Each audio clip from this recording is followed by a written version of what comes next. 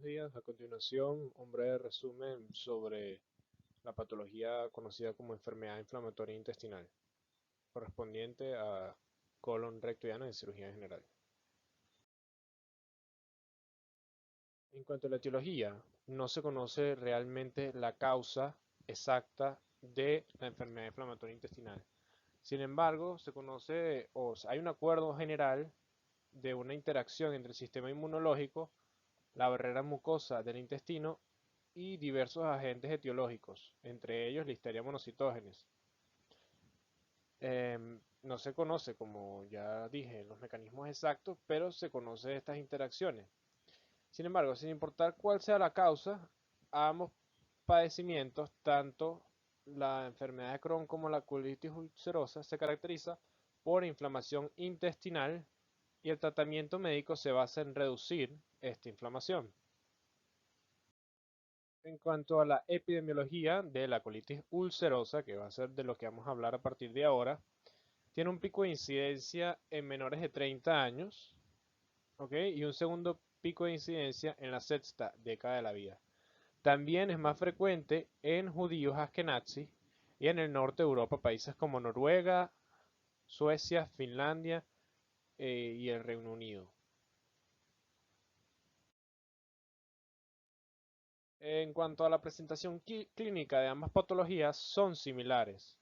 Ambas se presentan con diarrea con moco que puede ser sanguinolenta. Sin embargo, los pacientes con colitis manifiestan mayor urgencia, tenesmo, porque hay usualmente mayor implicación del recto. El sangrado rectal también es más frecuente en la colitis, pero también puede aparecer en el Crohn. Sin embargo, no es tan severo. Por eso está aquí, en esta esfera del medio, que simboliza síntomas que ambas patologías comparten. Los pacientes se manifiestan con dolor abdominal, especialmente los pacientes con colitis aguda. Sin embargo, este dolor no suele ser tan severo como en la enfermedad de Crohn. Si hay una masa palpable sugestiva de algún flemón o absceso, es más probable que esté asociada a la enfermedad de Crohn que a la colitis ulcerosa. También la enfermedad perianal como fisuras, fístulas, abscesos, es raro en pacientes con colitis ulcerativa, es mucho más frecuente en pacientes con enfermedad de Crohn.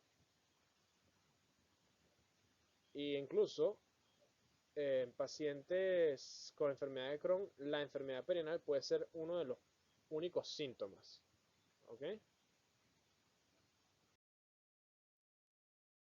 Quiero resaltar que el paciente se va a presentar con diarrea, que puede ser sanguinolenta, y que la evacuación, especialmente en el Crohn, es frecuente y en pequeños volúmenes debido a la inflamación rectal, que es muy frecuente.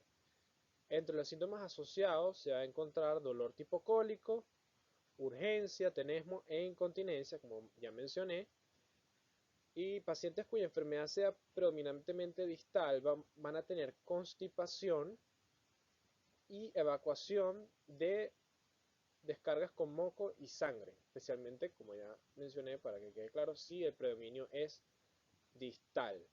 El inicio de los síntomas usualmente es gradual, son varias semanas, más de 4 semanas, y puede ser leve, entre ellas menos de 4 evacuaciones al día, o muy severo, donde hay 10 o más evacuaciones al día y donde aparecen ya calambres abdominales y empeora la calidad de vida del paciente de manera severa.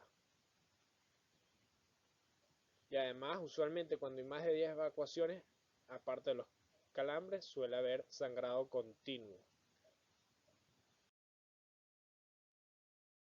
En cuanto a los síntomas sistémicos, puede haber fiebre, fatiga y disnea, especialmente si los pacientes tienen sangrado continuo, tienen anemia, van a tener palidez y palpitaciones, que son síntomas generales de cualquier paciente que tenga un cuadro anémico severo. En cuanto a las manifestaciones extraintestinales, incluye artritis de rodilla, de tobillo, de cadera, de hombros en el 20% de los pacientes. Espondilitis anquilosante también es frecuente. El eritema nodoso en el 15% de los pacientes. Pioderma gangrenoso, usualmente pretibial. Y colangitis esclerosante primaria. Todas estas patologías mejoran o se resuelven completamente luego de una colectomía, a excepción de la colangitis esclerosante primaria en donde no tiene efecto. Ok, este video, en esta lámina les traigo un video sobre la endoscopia digestiva superior, que es el método ideal para hacer el diagnóstico, aparte de la anamnesis y el examen físico. Y vamos a tener evidencia de inflamación en la endoscopia y cambios en la biopsia que nos van a sugerir de esta enfermedad. La enfermedad es simétrica, va a ser confluente, puede haber úlceras, pero son todas confluentes. Eh, y bueno, la apariencia en la endoscopia varía dependiendo del nivel del estado donde esté el paciente. Usualmente desde una pérdida de patrón vascular debido a la inflamación y el edema hasta una franca perforación, pero es eh, imperativo hacer siempre biopsia para hacer el diagnóstico. Aquí vemos varias úlceras confluentes, usualmente solo de la mucosa submucosa, pero puede llegar hasta la franca perforación.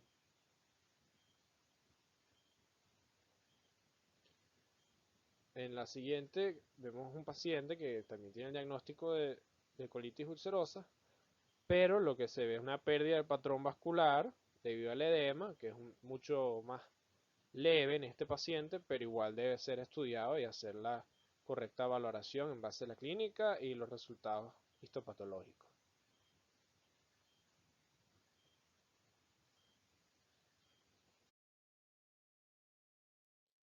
Ok, la colitis ulcerosa tiene de por sí un riesgo de carcinoma colorectal acumulado en base al tiempo que pasa el paciente con la enfermedad. Y es una de las secuelas más importantes de la colitis ulcerosa y que debe ser vigilada. El riesgo de cáncer aumenta, por ejemplo, eh, a los 25 años de enfermedad, el 25% de los pacientes tienen cáncer colorectal. Y así va, a los 30 años el 35%. Y ya a los 40 años el 65% de los pacientes tiene carcinoma colorectal. Además, el tipo de carcinoma colorectal es poco diferenciado y suele ser muy agresivo. Por ello, cualquier tipo de estenosis en un paciente con colitis ulcerativa debe considerarse como carcinoma hasta que se demuestre lo contrario. Y también, bueno, resaltar que la estrechez es indicación de cirugía debido al alto riesgo de carcinoma colorectal.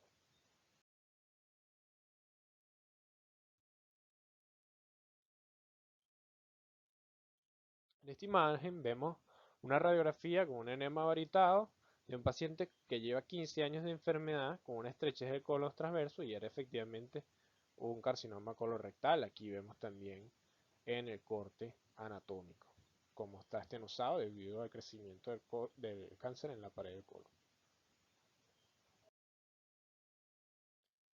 Debido al riesgo que acabamos de conversar, se debe haber una estricta vigilancia. The American Cancer Society tiene unas guías que recomiendan una endoscopia anual luego de 8 años de pancolitis y de 12 si es solo de colitis izquierda. Tradicionalmente en la endoscopia se recomiendan 10 biopsias, sin embargo según el Saviston lo que es ideal serían 30. Y si hay una displasia de alto grado, se debe hacer una proctocolectomía.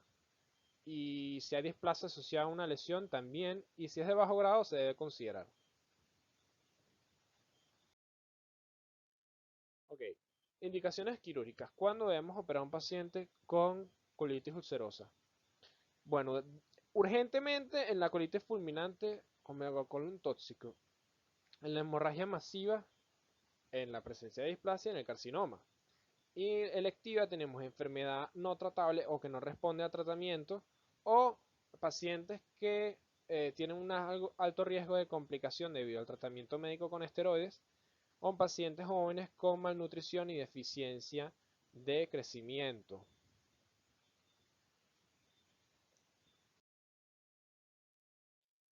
Ok, el paciente con colitis fulminante y megacolon tóxico se va a presentar con fiebre alta, dolor abdominal severo, taquicardia y leucocitosis.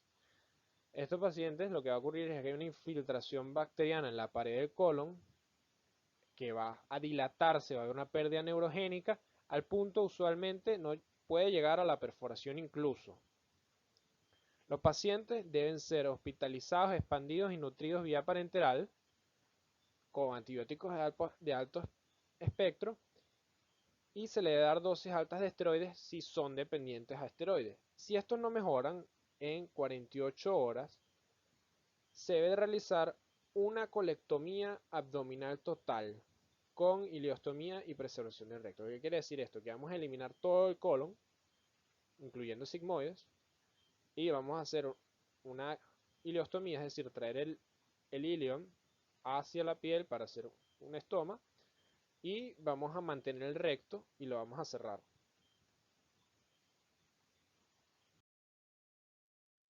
En caso de hemorragia, debemos primero estabilizar al paciente, expandirlo con cristaloides, hacer las transfusiones necesarias y estabilizar los signos vitales. Y luego se debe hacer una colectomía subtotal. Ok, ¿por qué es una indicación en la falla del tratamiento médico? Debido a los grandes riesgos que hay con el tratamiento de la colitis ulcerosa. Los efectos de los esteroides son muy severos ya cuando empiezan dosis altas y por mucho tiempo.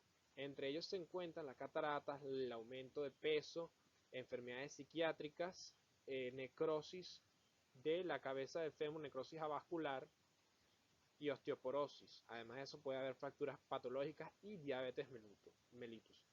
Por ende, es una intervención quirúrgica electiva que puede mejorar la calidad de vida del paciente.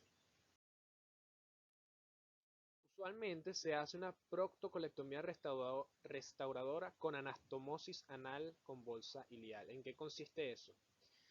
En quitar el recto y todo el colon y luego tomar el sigmoide, el ilio, hacer una J, como lo vemos acá, y vamos a, con un instrumento especial, se va a cortar esta pared del ilio, unirla para hacer como lo que sería una analogía a un recto, cerrar acá el ilio y luego comunicar o hacer una anastomosis con el ano. ¿Ok? ¿Por qué es lo ideal o lo que la mayoría de los pacientes desean? Debido a que no hay ileostomía, es decir, no va a haber una salida de heces hacia la piel en el abdomen, sino que se crea esta bolsa para mejorar el tránsito del paciente y la calidad de vida del paciente. Hay otras opciones, pero esa es la usualmente elegida por los pacientes. Y el 20 a 30% de los pacientes con colitis ulcerosa avanzada van a requerir de tratamiento quirúrgico.